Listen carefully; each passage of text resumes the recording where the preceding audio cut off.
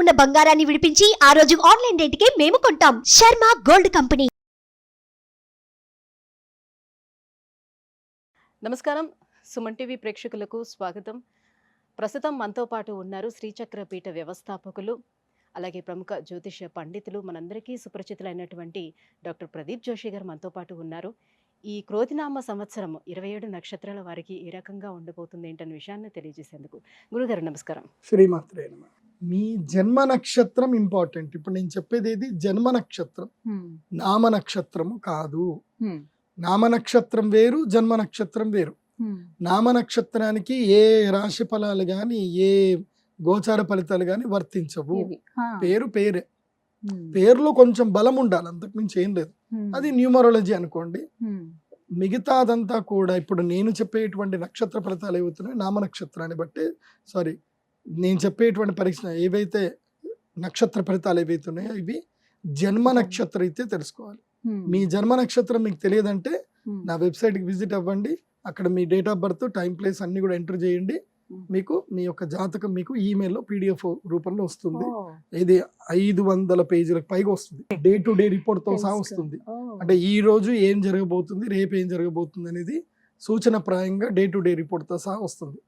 So అది మీరు స్వీకరించవచ్చు. మీ జన్మ నక్షత్రం అక్కడి నుంచి తెలుసుకోండి. పేర్లను బట్టి ఇప్పుడు శ్రీనివాస్ అని పేరు ఉంటుంది, అందరు తులారాశి అని చెప్పేస్తారు. కాదు. ఇప్పుడు వెంకటేష్ అంటారు, వేవో కాకి మృగశిర నక్షత్రము అంటే ఇది మిథున రాశి అని చెప్పేస్తారు. కాదు.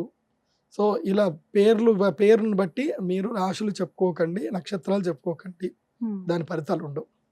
సో ఇప్పుడు ఈ సంవత్సరము క్రోధినామ సంవత్సరంలో ఒక్కొక్క నక్షత్రం వారికి ఎలా ఫలితాలు ఉన్నాయో చెప్తాను. అందరూ జాగ్రత్తగా వినండి. మీ జన్మ నక్షత్రాన్ని బట్టి మీరు నోట్స్ రాసుకోండి. గురుగారు, ఈ క్రోధినామ సంవత్సరం విశాఖ నక్షత్రం వారికి ఏ రకంగా ఉండబోతుంది? సాధారణంగా విశాఖ నక్షత్రం వారి గుణగణాలు ఎలా ఉంటాయి? శ్రీ గురుభ్యో నమః. శ్రీమాత్రే నమః.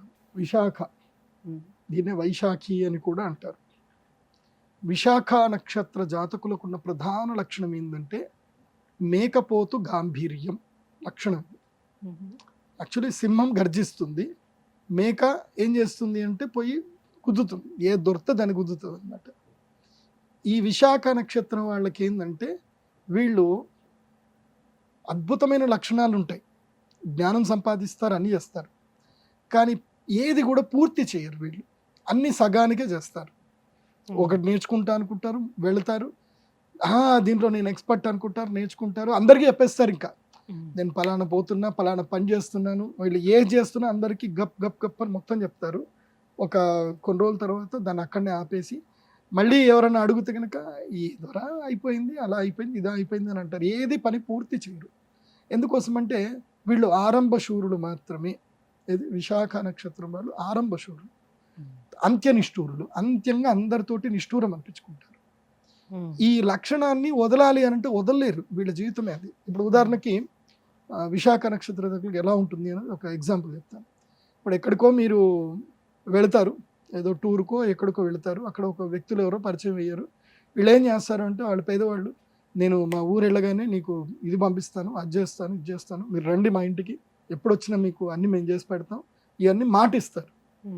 తీరా రియాలిటీకి వచ్చేసరికి, యాక్షన్ మోడ్లోకి వచ్చేసరికి నిల్లు ఏముండదు, ఏం చేయరు వీళ్ళు. అందరికీ ఇలా గప్పాలు కొడుతూ పోతారు. సో గప్పాలు కొట్టకండి విశాఖ నక్షత్ర జాతకులు, అది మీ లక్షణం. మీ లక్షణాన్ని వదులుకోండి. కానీ వీళ్ళ జీవితంలో ఇంకో గొప్ప లక్షణం ఒకటి ఉంటుంది. వీళ్ళు మనుషుల్ని బాగా స్టడీ చేస్తారు. ఏ మనిషిని ఎక్కడ పెట్టాలి, ఏ మనిషితో ఎలా వాడుకోవాలి వీళ్ళకి చాలా బాగా తెలుసు. ఆ మనుషులని ఎలా సద్వినియోగం చేసుకోవాలి, కార్యసాధక లక్షణాలు అంటారు ఇవన్నీ కూడా, అంటే వ్యావహారిక లక్షణాలు.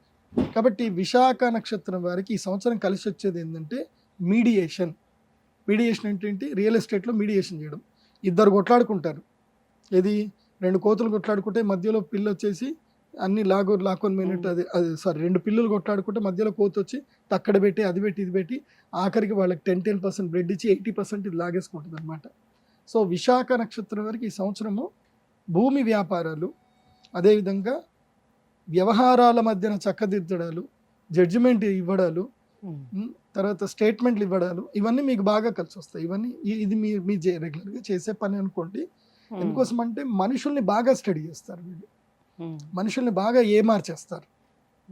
కాబట్టి వీళ్ళ దగ్గర ప్రయారిటీస్ అనేది ఎవరికి ఎక్కువగా ఇస్తూ ఉంటారు వీళ్ళు. ఇస్తారు. అది ఏమారుస్తారు. దాంట్లో ఏముండదు. మళ్ళీ డబ్బు విషయానికి వచ్చరికి పెద్దగా ఏం తీయరు. మాటలతోటి మాత్రం ఇలా అక్కడ కోటలు కట్టేస్తారు. దాన్ని ఏమంటారు, మునిగ చెట్టు ఎక్కిచ్చేస్తారు. విశాఖ నక్షత్రం వాళ్ళకి అదొక వరం వాళ్ళకి. ఇంకోటి ఏంటంటే విశాఖ నక్షత్రం వాళ్ళని ఎవరు ద్వేషించరు. ఎందుకోసం అంటే అది వాళ్ళకున్న ఆరాది. శత్రువులు తక్కువ ఉంటారు విశాఖ వారికి. లౌకికం బాగా తెలుసు, లౌకికం ఎక్కువగా ఉంటుంది. అలా నడిపించేస్తారు. ఇంట్లో ఏం లేకపోయినా అన్నీ ఉన్నట్టుగా చూపించేస్తారు అలా అనమాట. సో ఈ విశాఖ నక్షత్రం వారికి ఈ సంవత్సరము అరిష్టము 60 భాగం ఉంది, అదృష్టం 40% ఉంది. సో అరిష్టం ఎక్కువగా ఉంది ఈ సంవత్సరం. కాబట్టి అబాస్ పాలవుతారు, అప్పుల పాలవుతారు, అప్పులు చేయాల్సింది ఉంటుంది. వడ్డీకి ఎక్కువ వడ్డీకి తీసుకుంటారు. ఏదో ఒకటి చేద్దాం అది అనుకొని, చెప్పాను కదా, ఆరంభ శూరత్వంలోకి వెళ్ళిపోతారు.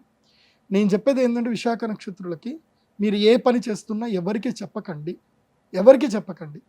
నీ యాక్షన్స్ మాత్రమే జనాలు మాట్లాడుకోవాలి. నీ యాక్షన్, నీ రిజల్ట్. నువ్వు ఏదైనా పని చేస్తున్నావు, ఆ సక్సెస్ అయిన తర్వాత ఆ సక్సెస్ని అందరూ విని వాళ్ళప్పుడు మీ గురించి మాట్లాడుకోవాలి తప్ప పని చేయకన్నా మునిపే, సక్సెస్ రాకన్నా మునిపే అందరికి వెళ్ళిపోయి కూర్చొని ఓ పొలం అనుకుంటూ మొత్తం అంతా మీ ప్రాజెక్ట్ రిపోర్ట్లన్నీ చెప్పకండి.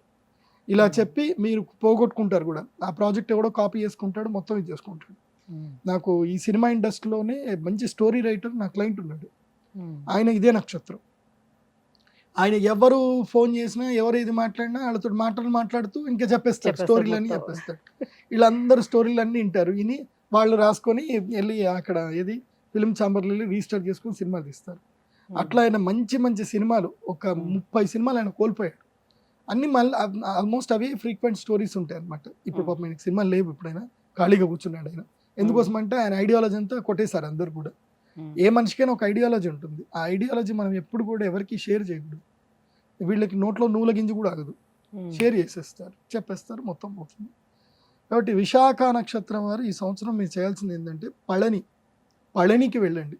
పళని సుబ్రహ్మణ్య స్వామి దర్శనం చేసుకోండి. అక్కడి నుంచి కాంచీపురం వెళ్ళండి, కామాక్షి అమ్మవారిని దర్శనం చేసుకోండి. కామాక్షి అమ్మవారికి కుంకుమ ఎరుపు రక్తపు వర్ణంలో ఉండేటువంటి చీరను అమ్మవారికి ప్రదానం చేయండి. అక్కడ అమ్మవారికి ఇవ్వండి. అట్లాగే 5 కిలోల తేనె అమ్మవారికి అభిషేకానికి ఇవ్వండి. వీలైతే 100 లీటర్ల పాలు కూడా ఇవ్వండి. పొద్దున అభిషేకం జరుగుతుంది తెల్లవారుజామున.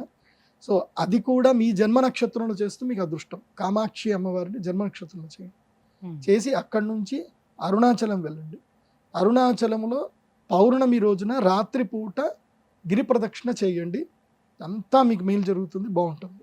గురుగారు, విశాఖ నక్షత్రం వారికి ఈ క్రోధినామ సంవత్సరం ఎలా ఉండబోతుంది, ఎలాంటి పరిహారాలు వాళ్ళు పాటించుకుంటే వాళ్ళ లైఫ్ బాగుంటుందన్న విషయాన్ని తెలియజేసినందుకు ధన్యవాదాలు. సుమన్ టీవీలో మీ పర్సనల్ అండ్ బిజినెస్ ప్రమోషన్స్ కోసం కింది నెంబర్కి కాంటాక్ట్ చేయండి.